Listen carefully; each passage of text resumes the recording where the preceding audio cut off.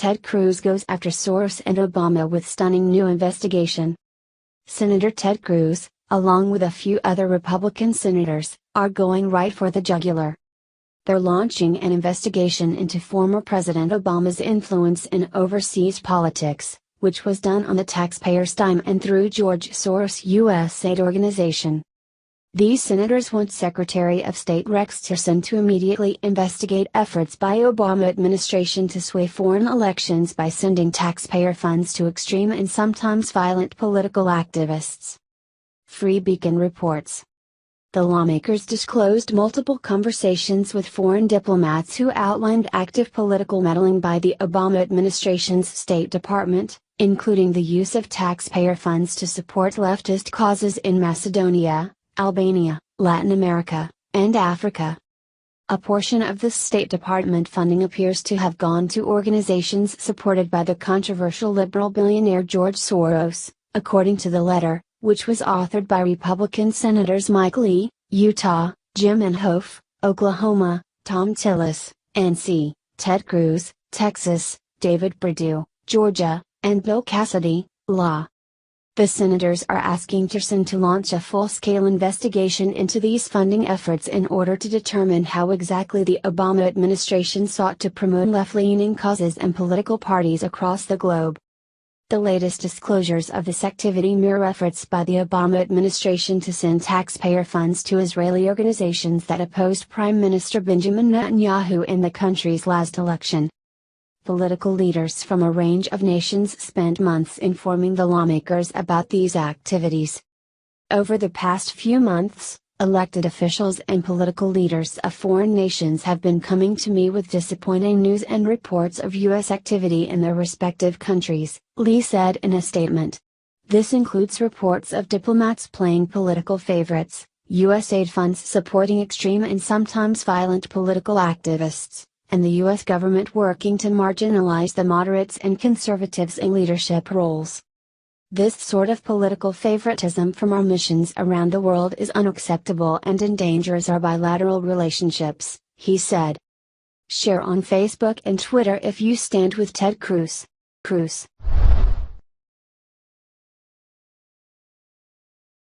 IT's official, Ben Carson just made history with his shocking new order. Liberals love a free lunch. Liberals hate working. They would rather have everything handed to them. Not anymore. Donald Trump's Department of Housing and Urban Development, under the direction of Ben Carson, is going to require people to work in order to receive free housing. In Trump's America, we aren't going to allow liberals to freeload.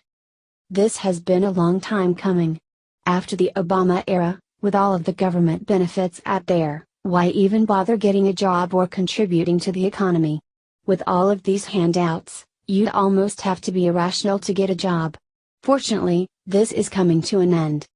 Under Trump, we are going to restore American values. We are not going to allow the radical left to eat any more free lunches. If you want luxury in America, you will need to work for it. We value hard work in America. Obama's America was very different. Obama loved handing out free stuff. Do you remember his iPhone program? He was giving iPhones to people on welfare. Those phones aren't cheap, which means we were paying for it. The left needs to get their priorities and policies straight. They honestly believe that handing out free stuff is a good idea. Liberals just don't understand the economy. There is no such thing as a free lunch. Society has to bear the costs of the unemployed and the poor. There is no way around that. This is fine to an extent, but work needs to be required for public help. An expensive phone or a nice apartment is a reward for hard work, not an entitlement. Unfortunately, the rhinos are scared to cut these entitlements. They believe their voter base would be upset. Can you believe that? It makes no sense, because Trump has shown the world that the silent majority does not want to pay for a free lunch. We need to replace these rhinos with true conservatives. True conservatives are principled. We don't abandon our convictions for a voter base. This is why we need term limits. This is why we need to drain the swamp. These career politicians are so detached. Meanwhile, the radical left and the corrupt Democrats are strategizing their next move. They are trying to shame the rhinos and the conservatives into abandoning the Trump policies. We aren't going to let that happen. The left is so lost. The liberals just don't know what to do with themselves. You can't tell because the mainstream media is ignoring actual news, like the recent Manchester bombings, in order to spin their bizarre narrative. Thank goodness we have Trump to fix our country. What do you think about this comment below? Trump just turned to the Pope Francis and said 6 words he will never forget. A lone American flag hung above the entryway to Pope Francis' Apostolic Palace in Vatican City on Wednesday as U.S. President Donald Trump arrived for the third leg of his tour of the world's great religions. Trump met Pope Francis on the 5th day of his first foreign presidential trip, after visiting the cradles of Islam and Judaism. While their discussion will remain private, the president had a brief message for Francis as he left. "I won't forget what you said. It's such an honor," he said as he shook the pontiff's hand and posed for photos in the Sala del Trinito, the second-floor little throne room. "Thank you very much. This is such a great honor," Trump was later heard saying as he and Francis sat across a desk from each other to begin their talks in his private study. The Pope presented Trump with a medal with a picture of an olive tree and told him, "It is my desire that you become an olive tree to construct peace." Trump replied, "We could use peace." He tweeted on his way to the airport, "Honor of a lifetime to meet His Holiness Pope Francis. I leave the Vatican more determined than ever to pursue peace in our world." After they emerged from their talks, Francis was grinning from ear to ear as he met other members of the first family. "What do you give him to eat?" he asked Melania Trump in Italian, referring to the president's hulking size. "Patika?" "Patika." A delighted Melania responded, laughing. Patika is a Slovenian nut roll dessert. The Pope blessed a rosary in her hand before greeting Ivanka Trump and her husband Jared Kushner, along with Secretary of State Rex Tillerson and other U.S. officials. Melania followed the papal meeting with a visit to a Vatican-owned children's hospital. She told Francis, "I'm glad to visit the hospital, for the bambinos." What do you think about this comment below? Barack and Michelle's vacation just came to an abrupt end after receiving devastating news. Just because Obama is out of the White House, it doesn't mean he's finished parading around like he's the freaking king of planet Earth. Over the week, the former narcissist-in-chief and Michelle traveled for their lavish vacation in Italy, where they had to make sure that the world knew they were arriving. The royal couple conspicuously arrived in the central Italian region on Friday, where their private jet was escorted by an alarming 6 fighter jets, complete with a 13-car motorcade, that we are paying for, as they headed to a $15,000 a night private villa. But unfortunately for Obama and his American-hating wife, they just had their entire opulent vacation completely wrecked, after receiving devastating news that even their endless stacks of money will be helpless to shield them from. Throughout his 2 terms in office, Obama and Michelle lived high on the hog thanks to the American taxpayers, as they jet set around on our dime with their luxurious excursions whenever their black little hearts had half an inkling.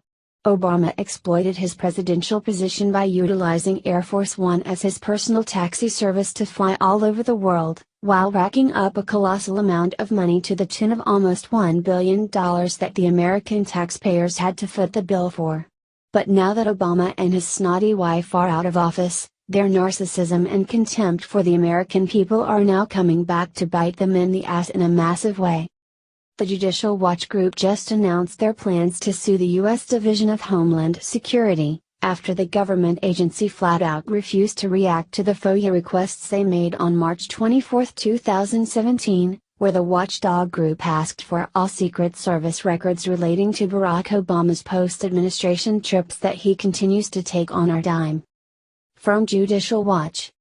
Judicial Watch announced that it obtained records from the Secret Service and the Air Force in response to Freedom of Information Act, FOIA, requests that show Obama family travel cost taxpayers a grand total of $99,714,527.82. The new Obama White House-era travel records show the March 2014 trip to Key Largo during spring break, where the first family stayed at the exclusive Ocean Reef Club, cost the Secret Service $247,827.50, $182,120.33 for hotels and $65,707.17 in travel expenses.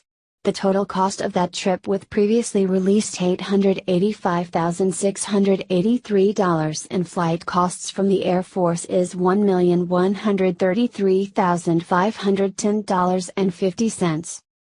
Other documents show that Michelle Obama's February 2015 Aspen vacation cost the Secret Service a total of $64,807.41, $47,109.28 for hotels, $3,559.43 in rental cars and $14,138.70 in other travel expenses. The total cost of the trip with $57,068.80 in flight costs from previously released Air Force records is $121,876.21.